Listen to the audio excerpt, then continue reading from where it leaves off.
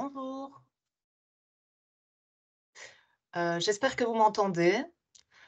Normalement, vos micros sont désactivés automatiquement, pour permettre, à Marie, donc notre directrice qui va vous présenter, les primes, une bonne présentation, de A à Z et on vous permettra d'interagir en fin de présentation à partir de 10h15, 10h20. Donc voilà, vous pouvez de toute façon réagir et poser vos questions dans l'onglet conversation qui se trouve, enfin voilà, c'est le chat. Nous, on essaiera de répondre avec François pendant que Marie présente. Et si des questions restent sans réponse, on y répondra en fin de présentation. La présentation se fait en français. Par contre, pour les personnes néerlandophones qui sont là, n'hésitez pas à indiquer votre adresse dans le chat et je vous enverrai le support en néerlandais. Et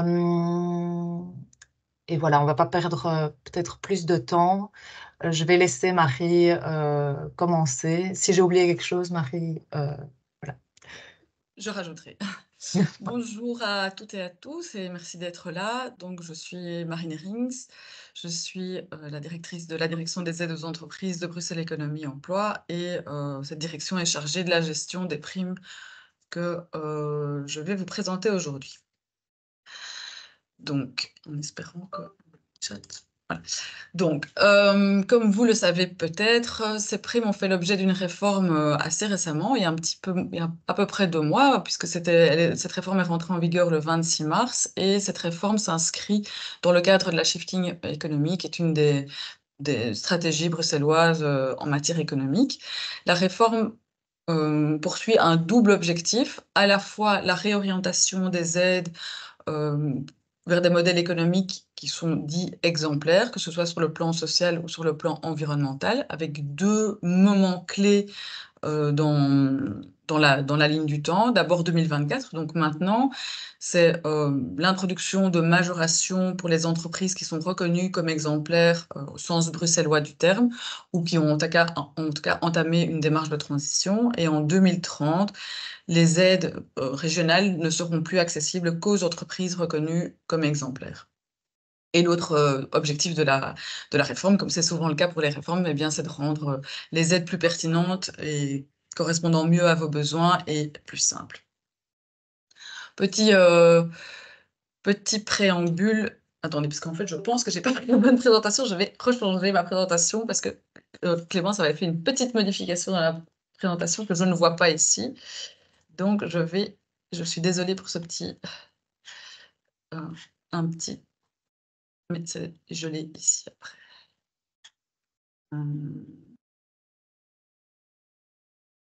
Est-ce que c'est celle-ci? Voilà, pardon, c'est quasi la même, donc je remonte. Je ne sais pas si vous la voyez bien. Donc, je vous ai parlé des entreprises exemplaires. Vous vous posez sans doute la question de savoir ce que c'est une entreprise exemplaire. Eh bien, vous trouverez toutes les informations à ce niveau-là sur notre site internet. Vous avez, s'affiche à l'écran les 2 liens vers le site. Peut-être Clémence, tu peux les mettre dans le chat, comme ça c'est plus facile pour les cliquer. D'abord, le lien vers le guide d'exemplarité qui va vous permettre de déterminer si oui ou non vous êtes exemplaire et également un lien vers une page expliquant de manière plus large ce qu'on entend par exemplarité au niveau bruxellois. Pour vous le dire très très vite, une entreprise est reconnue comme exemplaire si elle est labellisée ou certifiée, si elle a fait l'objet d'une d'une évaluation dans le cadre de mesures d'Innoviris ou de CityDev. Il y a aussi certaines conditions au niveau de l'emploi, si vous employez des personnes sous contrat FPI ou des employés Activa, etc. Ça va vous permettre, sous certaines conditions, d'être reconnu comme exemplaire. Petit point d'attention, l'obtention d'un label, vous le savez sans doute, prend du temps et donc il faut anticiper cela avant de demander votre prime parce que nous, on va regarder le caractère exemplaire de votre entreprise à la date d'introduction de votre demande. Voilà, ça c'était pour la petite parenthèse d'exemplarité, mais comme les aides s'inscrivent justement dans cette politique en matière de transition économique, je pense que c'était important de vous en faire part. Donc je reprends les aides en tant que telles. Donc en préambule, très important, si vous êtes déjà une entreprise, vous verrez qu'il y a l'une ou l'autre aide que nous proposons qui s'adresse aux porteurs de projets qui ne sont pas encore des entreprises. Mais si vous êtes déjà une entreprise, il est très, très important que les données qui sont reprises à la Banque Carrefour des entreprises soient bien à jour, que ce soit au niveau de votre adresse d'unité d'établissement, que ce soit au niveau de vos codes d'activité, au niveau des activités TVA, parce que c'est vraiment notre source authentique de base, si vous voulez, et c'est votre carte d'identité, et donc on va se baser là-dessus pour analyser si vous répondez aux conditions, enfin, certaines conditions pour, l'obtention des prix. Rentrons maintenant dans le vif du sujet. Donc, quand il a décidé cette réforme, enfin, le Parlement et le gouvernement ont décidé d'articuler les aides en fonction des différentes phases d'évolution d'une entreprise, de son lancement, c'est-à-dire pré-entreprise, avec ensuite son développement et sa croissance, et jusqu'à sa transmission, sa cession. Donc le premier stade, c'est le stade du lancement, et dans ce cadre-là, nous proposons, enfin, la région offre une prime lancement d'entreprise qui s'adresse à des particuliers, donc des gens qui ne sont pas encore des entreprises, qui doivent avoir au moins 18 ans, qui n'ont pas le statut d'indépendant au moment de la demande, qui n'ont pas déjà bénéficié de primes de type préactivité ou aide aux entrepreneurs en coopérative d'emploi. Pour pouvoir bénéficier de cette prime, vous devez être accompagné par une structure agréée. Les structures agréées au niveau régional sont Hub Brussels, les guichets d'économie locale et également les coopératives d'emploi. La région va intervenir à hauteur de 60% dans les dépenses admissibles, qui sont de diverses natures. Ça peut être de la consultance, de la formation, des dépenses d'investissement, etc. Et le montant maximum de l'intervention régionale est de 7 500 €. Les dépenses qui vont être prises en compte dans le cadre de ces aides sont les dépenses qui sont réalisées entre 1 mois après la demande et maximum 18 mois après la décision d'octroi. Alors, là, l'entreprise est créée, vous êtes maintenant une entreprise, et là, il y a différents types de primes qui vous sont offertes, qu'on peut rassembler au sein de 3 grandes catégories d'aides. D'abord, les aides aux investissements, ensuite tout ce qui est aide pour le recours à de l'expertise ou à des services externes, et enfin les primes pour le recrutement ou la formation. On va donc commencer par les aides aux investissements. Là, vous voyez qu'il y a trois grandes familles aussi d'investissements. Ce que nous, on qualifie en jargon interne d'investissement de type général. Donc, ce sont tous des investissements immobiliers en matériel ou en travaux. Il y a également des investissements plus spécifiques qui vous permettent de vous conformer à certaines normes, type normes d'hygiène par exemple, ou de sécuriser le bâtiment de votre entreprise, et également des investissements en soutien à la transition économique. Alors, au niveau des investissements dits généraux, en immobilier, matériel et travaux, il y a deux types d'investissements, donc les investissements immobiliers, l'acquisition, la construction d'un bâtiment, ou non immobilier, c'est-à-dire l'achat d'équipements, de machines, de matériel. L'achat de matériel roulant, alors c'est pas n'importe quel type de matériel roulant, donc ça peut pas être un utilitaire, ça peut pas être une voiture, mais ce sont bien par contre des remorques ou des véhicules ou engins spéciaux ou à usage spéciaux. Et on peut également intervenir dans le cadre d'aménagement et de travaux de votre bâtiment. Attention que cette aide ne peut pas concerner des investissements qui portent sur de la modernisation ou du remplacement. Donc c'est vraiment un nouvel investissement au sein de votre entreprise qui ne vient pas en remplacement de matériel déjà existant. Donc en fonction du type d'investissement, il y a des montants d'investissement minimum qui sont requis. Si vous investissez dans un bien immobilier, vous devez investir au minimum 100 000 € pour prétendre à une prime de la région. Si vous investissez dans un investissement immobilier, donc matériel, travaux, etc., là, les montants sont bien inférieurs. Ça commence à 5 000 € d'investissement. Si vous êtes une entreprise récemment créée, c'est-à-dire inscrite à la Banque Carrefour des entreprises depuis moins de 4 ans, eh bien votre investissement peut être de 5 000 € ou plus, évidemment. Si vous êtes une entreprise qui a plus de 4 ans à la Banque Carrefour des entreprises, bien, ça dépendra de votre taille. Si vous avez moins de 10 ETP, 7 500 €, etc. L'intervention de la région est de maximum 350 000 € et de minimum 1 000 €. Et les taux d'intervention varient entre 2,5 et 30% en fonction de différents critères. La taille de votre entreprise, donc une micro, une petite ou une moyenne entreprise, en fonction du lieu où vous êtes localisé. En effet, si vous êtes localisé le long du canal dans ce qu'on appelle la zone de développement, vous pouvez bénéficier d'une majoration de votre aide. Et si vous êtes reconnu comme exemplaire au niveau social ou au niveau environnemental, vous pouvez également bénéficier d'une majoration. Donc, on va illustrer ça de manière un petit peu plus concrète. Donc, vous voyez, si vous êtes une micro-entreprise, vous avez un taux d'intervention minimum de 5% et qui peut aller jusqu'à 30% si, par exemple, vous êtes exemplaire au niveau social, que vous êtes en zone de développement et que vous êtes une starter, eh bien, vous atteignez les 30% et qui est le taux d'intervention maximum de la région. Alors, il y a différentes conditions pour pouvoir bénéficier de cette aide. Il faut être une petite ou moyenne entreprise. Ça comprend évidemment les indépendants, personnes physiques aussi. Vos investissements doivent être réalisés sur le territoire de la région de Bruxelles-Capitale. Vous devez inscrire ces investissements en immobilisation de bilan ou au tableau des amortissements. Ces investissements doivent être nécessaires à votre activité professionnelle. Vous devez les exploiter effectivement. Donc, ce n'est pas quelque chose dans lequel vous allez investir pour le donner en location par la suite. Et vous devez savoir que si vous êtes constitué en société, ces primes sont exonérées d'impôts. De manière générale, l'ensemble de nos primes viennent s'ajouter aux revenus de votre entreprise, que vous soyez une personne physique ou une personne morale. L'exception, ce sont bien les primes aux investissements quand il s'agit d'une personne morale qui en bénéficie.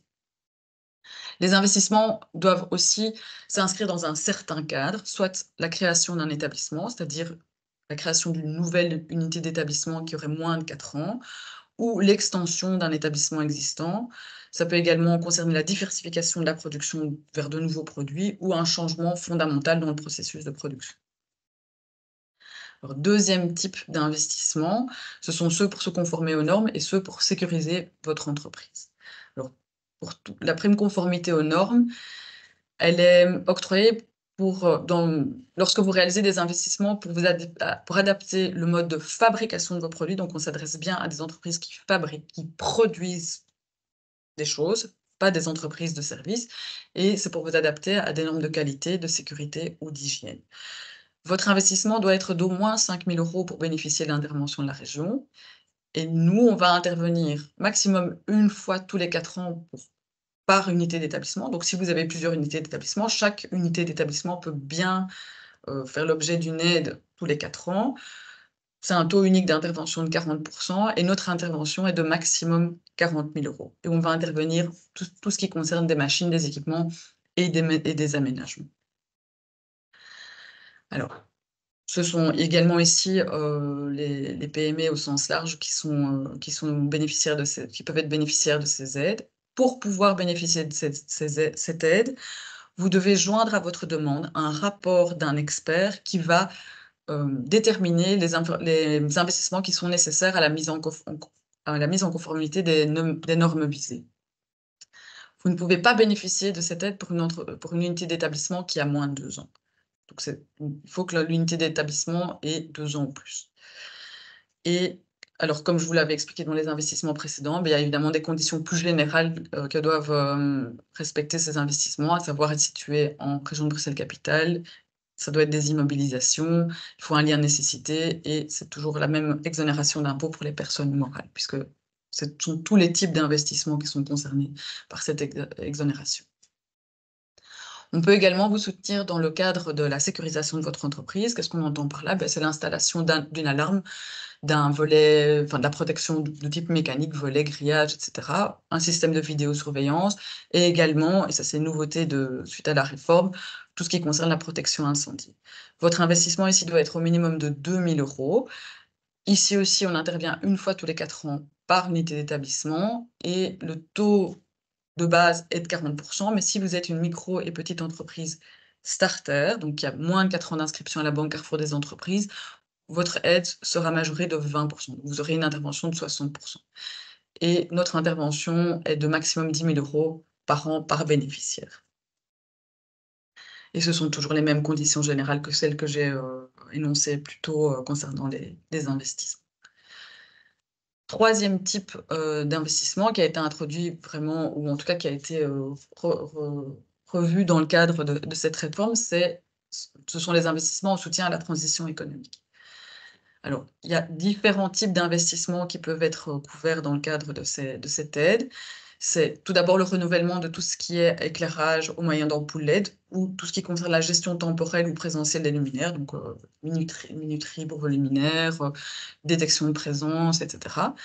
C'est aussi l'installation de portes à fermeture automatique entre un bâtiment chauffé ou refroidi et les espaces extérieurs, mais ça peut également être des investissements que vous désirez consentir pour remplacer une machine ou de l'équipement par l'équivalent, mais plus performant au niveau énergétique. Et mais dans ce cas-là, il faut un lien de nécessité avec l'activité principale, qui doit être une activité de production, de transformation ou de manutention de biens.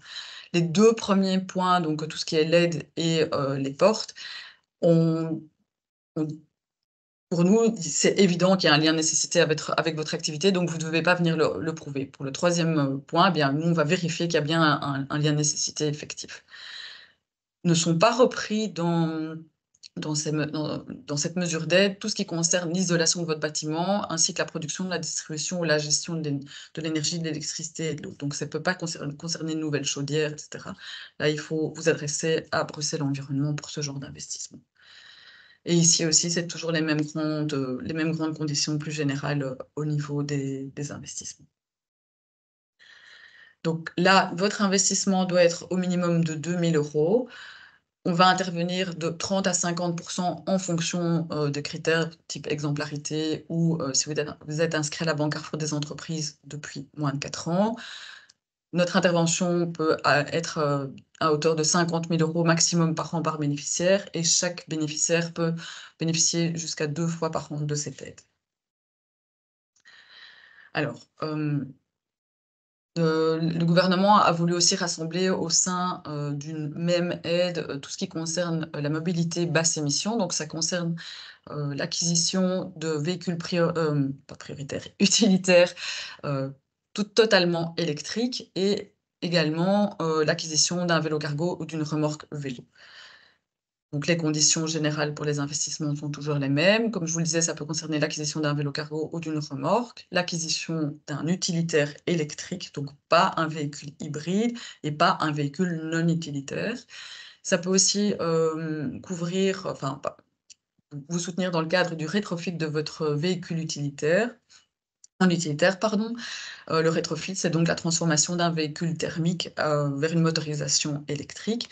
Et lorsque votre demande porte sur l'acquisition d'un utilitaire ou le rétrofit d'un véhicule en utilitaire, on peut prendre également en charge, on peut prendre en considération également l'acquisition et l'installation d'une borne électrique. Mais c'est vraiment un accessoire à l'investissement dans un véhicule.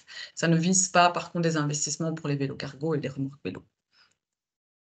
Là, on va intervenir de 40 à 70% pour ce qui concerne les investissements en vélo ou en remorque, et de 5 à 40% pour tout ce qui est véhicule électrique, selon, comme dans les autres cas, différents critères, si vous êtes exemplaire, si vous avez moins de 4 ans, et pour ce qui concerne les véhicules électriques, si la demande vise le remplacement, et pas juste l'acquisition d'un nouveau véhicule, mais le remplacement d'un véhicule utilitaire.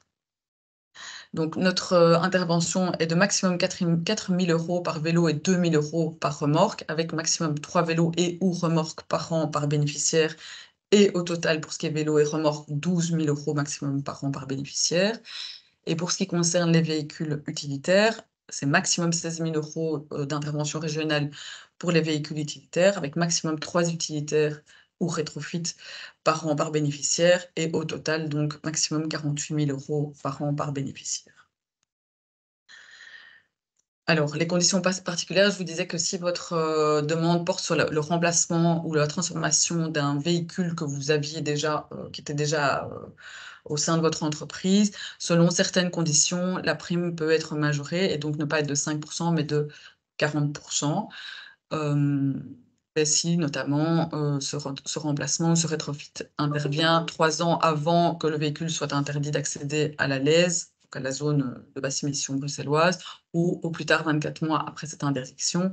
Il y a également des conditions relatives à l'immatriculation de votre véhicule qui doit être immatriculé au nom de l'entreprise depuis une certaine période. Si vous demandez l'intervention régionale dans le cadre du rétrofit, celui-ci doit être réalisé par un professionnel et doit bien sûr être homologué pour pouvoir rouler à Bruxelles et en Belgique. Et le véhicule que vous allez acquérir doit être immatriculé en région de Bruxelles-Capitale, sauf dans le cas d'un leasing, parce qu'on sait bien que les sociétés de leasing sont souvent situées en périphérie bruxelloise. Et j'en profite pour ajouter que donc, que ce soit pour les véhicules, mais aussi pour d'autres investissements, le leasing est tout à fait admis, pour peu que ce soit du vrai crédit bail, du vrai leasing et pas du renting.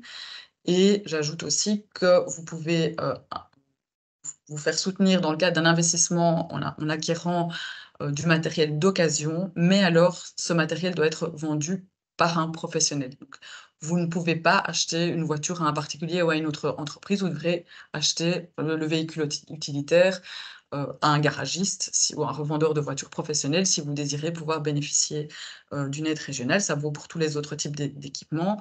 Et il faut que l'investissement soit assorti d'une garantie de 6 mois au moins s'il est d'occasion. Alors, on a terminé avec le volet des investissements. On va passer à tout ce qui est des primes, ce qui est prime pour le recours à de l'expertise ou à des services externes. Et il y a 4 grandes primes, soit la consultance, la digitalisation, la consultance en transition économique et le coworking. De façon générale, pour tout ce qui concerne la consultance, la digitalisation et la transition économique, le prestataire qui va intervenir comme conseil externe dans le cadre de votre dossier de demande doit répondre à certains critères. Il doit être spécialisé dans le domaine concerné, il doit être indépendant de votre entreprise, c'est-à-dire que ça ne peut pas être un actionnaire de votre entreprise, ça ne peut pas être un employé de votre entreprise qui aurait une activité complémentaire. Il doit avoir au minimum 2 ans d'expérience. Il doit avoir une compétence suffisamment notoire, donc sur base de son CV, sur base de liste de références. Il ne peut pas avoir effectué pour le compte de votre entreprise plus de 2 missions de consultance subventionnées évidemment au cours des 2 dernières années, et il faut que parmi ces activités, donc reprises à la Banque Carrefour des entreprises, il ait la prestation du service de conseil concerné comme activité principale. Il n'y a pas de liste de prestataires agréés à Bruxelles. Vous pouvez faire appel à n'importe quel prestataire pour peu qu'il réponde aux conditions que je viens de mentionner, et il ne doit pas nécessairement être bruxellois ou belge, il peut être français, il peut être italien, il peut être même chinois, américain, enfin voilà. C'est vous qui devez, qui avez la liberté de choisir le prestataire qui convient le mieux aux besoins de votre entreprise. Donc la consultance, hors consultance transition économique, s'adresse aux PME. Très important à garder en tête, la mission de consultance que vous allez, pour laquelle vous allez solliciter une aide ne peut pas s'étendre sur une période de plus de 6 mois. Sinon, elle n'est pas éligible dans le cadre de nos aides, et elle doit viser une des 6 missions que vous voyez énumérées ici. Donc tout ce qui est analyse commerciale, stratégique, etc., qui vont vous permettre de développer ou de renforcer les sources de revenus de votre entreprise.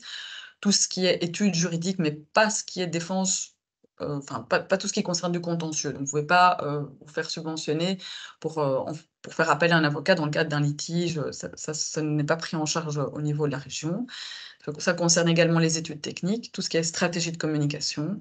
Si vous avez également des besoins de conseils en ce qui concerne le changement de processus organisationnel de votre entreprise, et également tout ce qui concerne la gestion des travailleurs.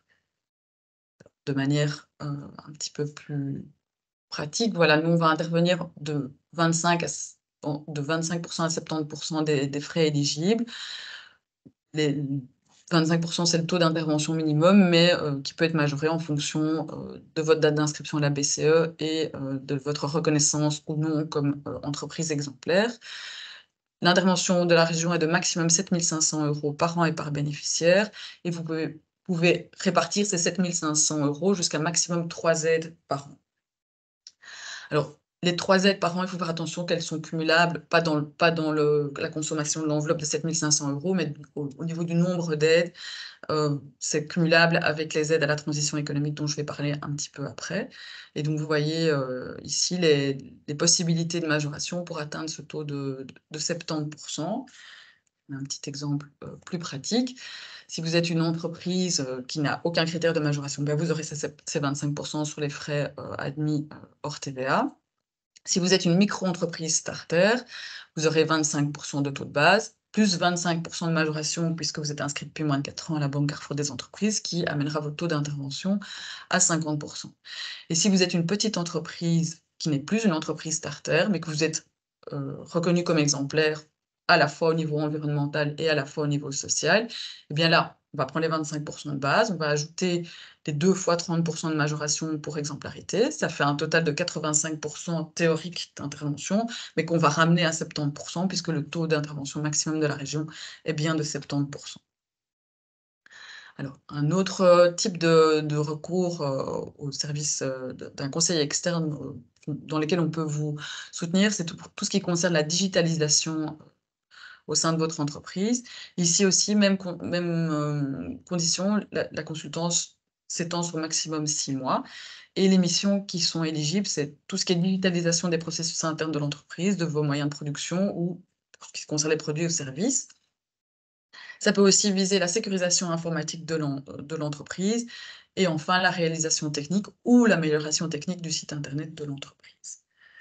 On est sur les mêmes taux d'intervention que pour la consultance. Par contre, l'enveloppe annuelle est un petit peu plus importante puisqu'elle est de 10 000 € par an par bénéficiaire. Et ici, vous pouvez bénéficier d'une aide jusqu'à 2 fois par an. Donc les 10 000 € peuvent se répartir jusqu'à 2 fois par an. Alors, toujours évidemment dans cette volonté d'amener les entreprises vers une transition économique, vers plus d'exemplarité, la région a décidé de mettre en place une aide à la consultance qui est vraiment dédiée à cette transition économique. Toujours les mêmes conditions de 6 mois pour la période de consultance. Et là, il y a 7 missions de consultance qui peuvent être réalisées dans le cadre de ce type de consultance. Ce qui concerne la gouvernance participative, tout ce qui concerne le bien-être de vos travailleurs, si vous désirez améliorer significativement l'impact environnemental ou social de votre entreprise, si vous désirez aussi mesurer ou rapporter l'impact social et environnemental de votre entreprise, si vous désirez travailler sur l'obtention d'un label pour votre entreprise ou faire certifier des produits bio, et tout ce qui concerne également les performances énergétiques des moyens de production et sur l'utilisation des matières premières.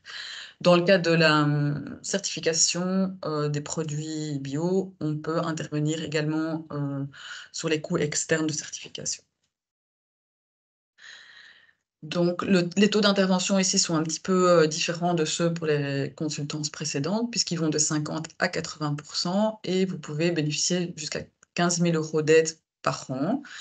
Et avec un maximum de 3 aides par an, mais comme je le disais plus haut, ces 3 aides, le comptage de ces 3 aides se cumule avec la consultance classique. Et enfin, un dernier, vous pouvez avoir besoin non plus de consultance, mais d'avoir des services externes, notamment du coworking, en ayant recours à du coworking. Là, cette aide, elle s'adresse aux micro-entreprises qui sont inscrites depuis moins de 2 ans à la Banque Carrefour des entreprises. Donc, ce sont des entreprises très jeunes. Et là, les frais éligibles sont de 12 mois de loyer avec un taux unique de 80% d'intervention et on va intervenir entre 500 et 1 500 € avec maximum une aide par bénéficiaire sur toute la vie de l'entreprise. Je ne pense pas que je l'ai mentionné précédemment, mais en général, pour tout ce qui est aide à la consultance également, le minimum d'intervention est de 500 € également. Alors, dans le cadre du développement et de la croissance de votre entreprise, vous pourriez également avoir besoin de vous former ou de former les personnes qui sont employées au sein de votre entreprise, ou bien besoin de recruter un travailleur au sein de votre entreprise. Pour ce qui concerne la prime à la formation, on est, tout comme dans le cadre de la consultance, la formation ne peut pas s'étendre sur une période de plus de 6 mois. Donc, on ne peut pas partir faire 1 an de MBA aux États-Unis, même on ne peut pas faire un cursus universitaire de plusieurs années en étant subventionné dans le cadre de cette aide. Pour qu'elles soient éligibles, les formations doivent être soit visées à améliorer le fonctionnement ou le développement économique de votre entreprise. Elles peuvent concerner tout ce qui est formation en langue, management, gestion d'entreprise, etc. Et ça peut également être des formations qui visent à la transition économique de votre entreprise. Par contre, ça ne peut pas être des formations qui portent sur des investissements de votre entreprise. Ça ne peut pas non plus concerner tout ce qui est pratique médicale, qu'elle soit conventionnelle ou non conventionnelle. On ne va pas soutenir non plus la participation à des conférences et des séminaires, ou ce qui concerne les formations obligatoires pour accéder à une profession réglementée. Par exemple, une formation pour être agent de sécurité, on ne va pas la prendre en charge. Et la formation doit évidemment porter sur le rôle actuel ou futur au sein de l'entreprise de la personne qui est formée. Donc, il faut qu'il y ait vraiment un intérêt pour l'entreprise à ce que cette formation soit suivie par la personne qui la suit. Alors, le prestataire qui délivre la formation doit être spécialisé dans le domaine concerné, il doit exercer cette activité de formation depuis 2 ans au moins, doit avoir une compétence notoire, être indépendant du bénéficiaire. Il ne peut pas avoir à dispenser plus de 5 formations subventionnées pour un même bénéficiaire sur une période de 2 ans, et il doit avoir la prestation de formation parmi ses activités principales. On va intervenir dans ce qui concerne les droits d'inscription, les frais, parfois il y a des frais d'épreuve à l'entrée de la formation ou des frais d'épreuve certificatives au terme de la formation. Il y a également des frais pour les supports didactiques, mais on ne va pas intervenir dans tout ce qui est frais de logiciel par contre, ni dans tout ce qui est frais de logement ou de catering si la formation a lieu en interne, si vous voulez. L'intervention de la région est de 40 à 80% selon différents critères. L'exemplarité toujours, la date d'inscription à la Banque Carrefour des entreprises, mais également ici si l'entreprise est localisée dans la zone de développement. L'intervention de la région ici, elle commence à 300 € et elle va jusqu'à 4 000 € maximum, puisque le montant maximum éligible de la formation est de 5 000 €. Donc c'est bien par formation, on va intervenir un maximum 4 000 € en fonction des taux d'intervention, mais sur une année totale, l'entreprise peut bénéficier de 20 000 € d'intervention régionale et vous pouvez demander, vous voir octroyer une aide jusqu'à 10 formations, pour jusqu'à 10 formations par an. Et puis, vous pouvez avoir besoin également de recruter un nouveau travailleur. Alors, cette aide s'adresse uniquement aux micro-entreprises, donc les entreprises de moins de 10 ETP. Vous devez déjà occuper au moins un ETP sous CDI pour pouvoir bénéficier de cette aide. Et le recrutement du nouveau travailleur doit permettre d'accroître le nombre de travailleurs de votre entreprise. Il faut que le travailleur n'ait pas été inscrit sur le registre du personnel au cours des 3 années précédant l'entrée en fonction au sein de l'entreprise. Il faut qu'il soit principalement rattaché à une unité d'établissement bruxelloise et il doit être entré en fonction maximum 3 mois avant la demande.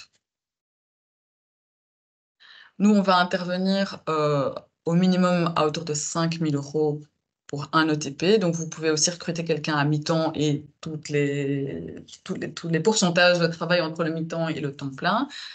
Des majorations sont possibles pour atteindre un maximum de 15 000 € d'intervention régionale. Alors, au niveau du paiement de l'aide, c'est un petit peu particulier dans cette aide parce qu'au moment de la décision d'octroi, on va d'office vous verser 50% de la prime. Et ensuite, vous pouvez avoir 25% 12 mois après, au terme des 12 premiers mois d'occupation du travailleur recruté, s'il est toujours évidemment employé au sein de votre entreprise au moins à mi-temps. Et au bout de 24 mois d'occupation, vous aurez les 25 derniers pourcents de cette prime. Et puis, il peut arriver qu'à un certain moment, vous ayez le désir de transmettre votre entreprise ou d'acquérir une autre entreprise qui va être cédée. Ici, c'est une aide, en fait, également une aide à la consultance, mais un peu particulière, puisqu'elle porte vraiment sur la cession ou la reprise d'une entreprise. Elle vise à la fois la préparation, elle peut viser la préparation, qu'elle soit juridique, fiscale, économique, organisationnelle de la cession, mais ça peut aussi concerner de la cession ou de la reprise, mais ça peut également concerner le diagnostic de l'entreprise qui va être cédée ou reprise. Et le prestataire qui va prester cette consultance répond aux mêmes conditions que pour les missions de consultance que j'ai évoquées un petit peu plus tôt. Là, on intervient entre 1 000 et 7 500 €. On va intervenir enfin, on va prendre en compte 60% des frais éligibles et une entreprise peut bénéficier de cette aide une fois tous les 5 ans. Alors, maintenant, comment faire pour introduire votre demande? Toutes les demandes doivent être introduites via notre application en ligne qui s'appelle mybe.brussels. Si vous n'avez pas encore de compte, vous en créez un. Et puis, une fois que vous êtes connecté à votre compte, vous avez soit un menu déroulant, mais également une barre de recherche qui va vous permettre de sélectionner le formulaire qui correspond à votre demande. Et puis, il faut le remplir. Il y a certains documents qui vous seront demandés, mais ce sont des choses que vous avez tous en votre possession, un extrait de compte ou un relevé d'identité bancaire de votre entreprise, une offre d'un consultant et ce genre de choses. On est bien sûr là pour vous accompagner si vous avez des soucis, tant concernant le fond des informations à nous fournir, mais également si vous avez des soucis plus techniques, nous avons un helpdesk qui est à votre disposition pour vous aider à ce niveau-là. L'ensemble des demandes est fait via cette plateforme et à travers cette plateforme, vous allez chaque fois pouvoir suivre l'évolution de votre dossier. Vous pouvez savoir à quel niveau de traitement se situe votre dossier. C'est également via cette plateforme que si, au moment de votre demande, nous, on s'aperçoit qu'il vous manque qu'il nous manque des documents ou des informations, c'est via la plateforme que vous allez pouvoir nous les transmettre. Et même chose avec les pièces justificatives qu'il faudra nous remettre pour pouvoir recevoir le paiement de votre subvention. C'est également via la plateforme que tout cela va se faire. En termes de procédure, de manière plus concrète, comment ça se passe? Alors, je vais d'abord vous parler de tout ce qui est toutes les autres aides hors aide aux investissements généraux. Là, vous devez, dans la grande majorité des cas, introduire votre demande avant le début de l'action subventionnée, exception pour le recrutement également et pour tout ce qui est mobilité basse émission. Quand vous introduisez votre aide, et ça vaut pour toutes les aides, vous allez recevoir un avis de réception automatique via mon BE, donc via la plateforme, indiquant que la demande a bien été envoyée et réceptionnée par BEE. Il n'y a pas d'accusé de réception plus formelle, mais par contre, comme je vous le disais, s'il nous manque des informations, eh bien, on vous adressera via la plateforme une demande d'information complémentaire. Pour ce qui concerne les investissements dits généraux, il y a ce qu'on appelle une autorisation préalable. Et là, avant de commencer tout investissement, vous devez demander notre autorisation préalable. Et nous, dans le mois de la réception de cette demande d'autorisation préalable, on va, oui ou non, vous autoriser à réaliser les investissements. Vous ne pouvez pas commencer les investissements avant qu'on vous ait notifié cette autorisation préalable. Il n'y a pas, par contre, d'autorisation préalable pour les autres types d'investissements. Et alors, toujours en matière d'investissement, il est possible que les délais pour nous remettre certaines pièces soient trop courts parce que les fournisseurs ont des délais de livraison importants ou parce que vous avez dû obtenir un permis d'urbanisme que vous n'avez pas été en mesure d'obtenir dans les délais impartis. Vous savez que ça va prendre plus de temps, vous pouvez nous demander une décision de principe, mais il faut évidemment respecter certaines conditions.